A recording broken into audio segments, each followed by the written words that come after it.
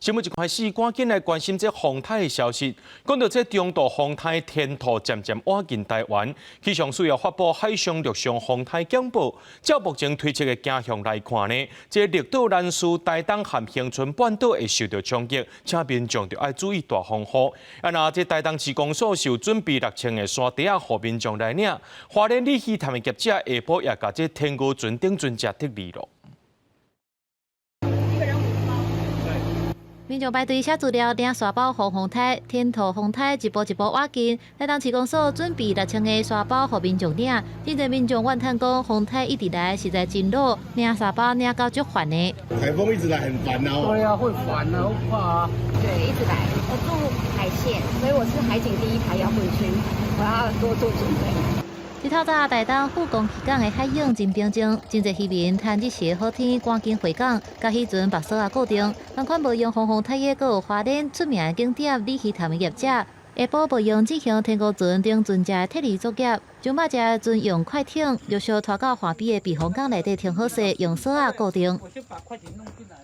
今年蛮特别的，秋天了，还有那么多台风会进来，希望台风不要再来了。来的时候，我们这边所有的船的做户外工作的真的很辛苦哦。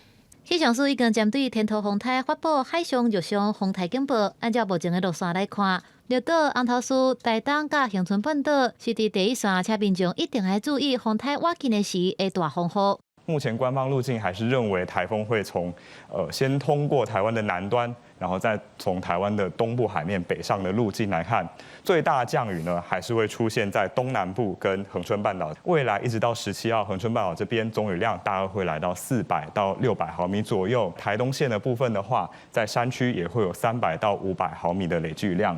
专家分析讲，天土风台影响的范围细，时间也无长，是到暴风圈内外，风雨影响的侦查会真大。敢要放风台假，也受到民众的关注。明天礼拜5大概风雨是在增大的，尤其是台湾南端，所以放假的机会大概就是屏东、恒春半岛、台东、绿岛、兰屿的机会可能蛮高的。气象署也提示讲，因为环境真复杂，天土的路线可能会阁有变化，海平洋高压势力甲风台强度的结果拢是关键。不过，无论风台会行倒一条路线，台东甲恒春半岛的雨势拢会真明显。记者综合报道。